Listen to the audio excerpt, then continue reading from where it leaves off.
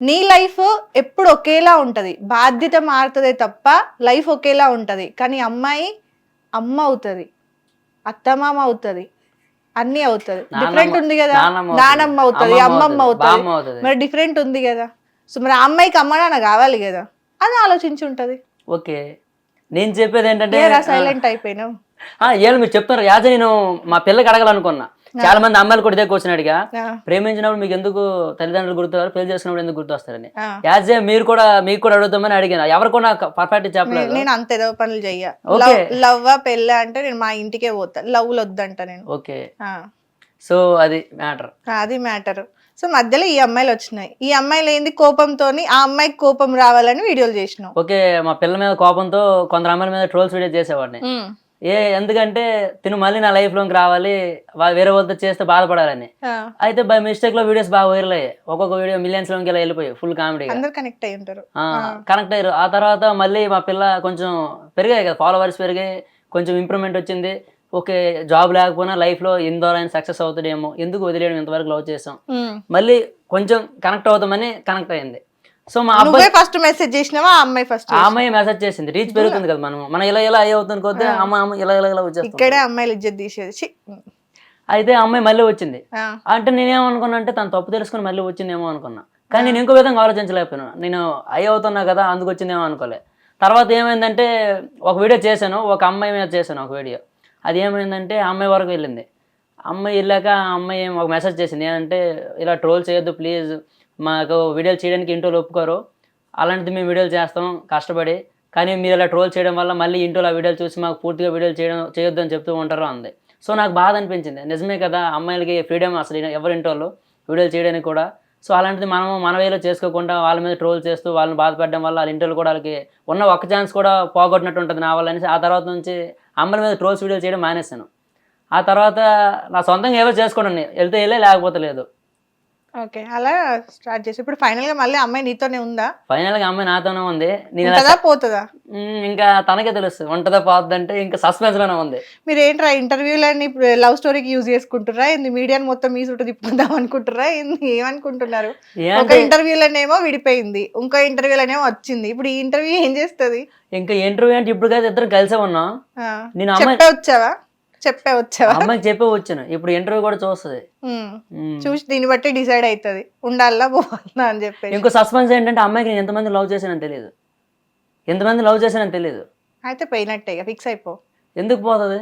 పోయినట్టే, ఇంకా మళ్ళీ గొడవ ఏదో స్టార్ట్ అవుతుంది. ఓకే, దానికి ఏముంది, అదే నన్ను అర్థం చేసుకుంటా. ప్రాబ్లం లేదనుకుంటావు. 30 అమ్మాయి అయితే ఎవరో ఉన్నారు ఈ భూమి మీద, చాలా మంది అమ్మాయిలు ఉన్నారు. చూడండి, మీకు ఒక మంచి కథ చెప్తా వినండి. ఒక నోట్ బుక్ ఉంది, అందులో 100 పేజెస్ ఉన్నాయి. నీకు అందులో ఒక పేజీ బాగా కనెక్ట్ అయింది, అందులో మంచి సబ్జెక్ట్ ఉంది అనుకున్నావు. నువ్వు ఆ ఒక పేజీని నువ్వు రోజు చదువుతూ ఉండడం వల్ల బై మిస్టేక్ లో ఆ పేజీ చిరిగిపోయింది. సో ఆ పేజీ చిరిగిపోయిందని నోట్ బుక్ మొత్తం చదవడం మానేస్తావేంటి? ఆ నోట్ బుక్ లో ఇంకా చాలా పేజెస్ ఉన్నాయి, అందులో ఏదో ఒక పేజీ దీనికన్నా బాగా కనెక్ట్ అవుద్ది, ఇంకా బాగుండొచ్చు మంచి సబ్జెక్టు. సో ఎవరో ఒక అమ్మాయి వచ్చి అట్లా ఒక 80 ఏళ్ళ దాకా పేజీలు తిప్పుకుంటేనే సో మనకు అయిపోతుంది. మనకు నచ్చిన చాలా పేజీలు చదివాను కదా, చాలా చూసి ఉంటాను. అప్పుడు రోబో కాదు, ఏంది ఆ cinema, Ram Charan the orange. Actually నేను రామ్ చరణ్ ఫ్యాన్. ఆయన చచ్చిపోతున్నాడు. యాక్చువల్లీ నేను రామ్ చరణ్ ఫ్యాన్. అక్కడ మొదలైంది ఆ సినిమా చూసాకే అందరు కనెక్ట్ అయినట్టున్నారుగా. నైస్ అమ్మా. అలా ఆ సినిమా చూసి ఆ సినిమాని ఇన్స్పిరేషన్ గా తీసుకున్నావా? సో మనతో చెప్పా కదా ముందే, మనతో లైఫ్ లాంగ్ 80 సంవత్సరాలు ఉండాలంటే 80 పేజీలు చదువుతా అంటావులే నువ్వు, కానీ ఓకే తప్పులేదులే. సో వీడియోలోకి ఏమైనా డబ్బులు వస్తున్నాయి, ప్రమోషన్ వీడియోస్ చేస్తున్నావా? ఇన్స్టాలో ప్రమోషన్స్ వస్తుంటే మనీ ఒక 2000 3000 ఒక్కొక్క వీడియోకి ప్రమోషన్స్. యూట్యూబ్ లో అయితే రీసెంట్ గా ఛానల్ మానిటైజేషన్ అయింది, ఇంకా మనీ ఏం రావడం లేదు. రెవెన్యూ చూపిస్తుంది, ఇంకా వస్తాయని. సో వెయిట్ చేయాలి. ఓకే, సో ఇప్పుడు తర్వాత మళ్ళీ నిజంగా ఇప్పుడు జెన్యున్ గా అమ్మాయి నీతో ఉన్నా కూడా నువ్వైతే నమ్మకం పెట్టుకోవా? ఇంకా నమ్మకం పెట్టుకోవడం అంటే అమ్మాయి ఫేమ్ కోసం డబ్బు కోసమే వచ్చింది అనుకుంటా? లేదు, అమ్మాయి నన్నుగా ప్రేమించింది. ఈ లవ్ స్టోరీలో తను నేను లవ్ చేసుకుని ఇప్పటికి ఒక 8 years మా లవ్. 8 years లోనే తనకు తెలియకుండా మధ్యలో గ్యాప్ వచ్చింది. ఈ గ్యాప్లో ఎలా అంటే మా స్కూల్లో లవ్ స్టోరీ, తను కొన్ని రీజన్స్ వల్ల వేరే దగ్గరికి వెళ్ళిపోయింది, చాలా దూరంగా, వైజాగ్ చదువుకుంటూ ఉండేది, నేను స్కూల్లో ఉండేవాడిని. ఈ మధ్యన గ్యాప్ వచ్చింది ఒక 5 years. ఈ 5 years లోనే ఈ 20 మొత్తం ఫిలప్ చేస్తాను వీళ్ళందరినీ కూడా. సో నేనేమనుకున్నా అంటే తన నుంచి దూరం వెళ్ళిపోతాను, నన్ను లవ్ చేయడం లేదు అనుకున్నాను నేను. నన్ను మరి లవ్ చేయడం లేదేమని. కానీ మెయిన్ మ్యాటర్ ఏంటంటే తను ఎక్కడ నుంచి స్కూల్లో నన్ను ఎంత లవ్ చేసిందో అక్కడికి వెళ్ళి ఎంత గ్యాప్ వచ్చినా కూడా తను అలానే లవ్ చేసింది. నేనేమనుకున్నా అంటే తను నన్ను మర్చిపోయింది అనుకుని ఈ గ్యాప్లో అందరిని ఫిల్అప్ చేసుకుని వెళ్ళిపోయాను. తర్వాత నేను తెలుసుకున్నా తను ఇంకా నన్ను లవ్ చేస్తుందని. తర్వాత వీళ్ళందరినీ కూడా స్టాప్ చేస్తాను, అక్కడ క్లోజ్ చేశాను అన్నీ కూడా ఏం తెలియకుండా. సో అంతమంది అమ్మాయిని లవ్ చేశానంటే తప్పేం లేదు, వాళ్ళందరూ కూడా కరెక్ట్గా లేరు నాతో. వాళ్ళు ఏం చేసేవాళ్ళు, నన్ను లవ్ చేస్తూ వేరే వాడిని లవ్ చేసేవాళ్ళు. పాస్ట్లో ఇంకోటి ఉన్నా నాతో ప్రజెంట్లో ఈ టైప్లో, మళ్ళీ ఇంకోడు ఈ టైప్లో. అందరూ అలా చేయడం వల్ల నేను ఎంతమందిని లవ్ చేశాను. ఒకటే చెప్తాను, ఒక అమ్మాయి మనతో మన లైఫ్లో మంచిగా ఉంటే వేరే అమ్మాయి రాదు మన లైఫ్లోకి. తను మంచిగా రాకపోతే నేను ఇంకో అమ్మాయి వస్తుంది. సో అంతమంది నువ్వు కూడా కరెక్ట్ గా ఉంటే ఆ అమ్మాయి కూడా అట్లనే ఉంటది కదా. ఆ అమ్మాయి లైఫ్ లో కూడా వేరే అబ్బాయి రాడు కదా. మరి నువ్వు కరెక్ట్ గా లేనప్పుడే కదా ఆ అమ్మాయి లైఫ్ లో ఇంకో ట్రాక్ వచ్చేది. ఓకే ఇట్లయితే ఇట్లా మాట్లాడద్దు కదా, అబ్బాయిలకి హట్ అవుతాయి. అటు తిరిగి మా అబ్బాయి మీద తోస్తారు తప్పు. అబ్బాయిలు అమ్మాయిలని కాదు, నీ వేలో నువ్వు చెప్తున్నావు, అమ్మాయి వేలో నేను చెప్తున్నా ఏదో. సో ఈ నిజం ఇప్పుడు నేను ఎవరో కూడా చెప్పలేదు ఎంతమంది లవ్ చేశానని.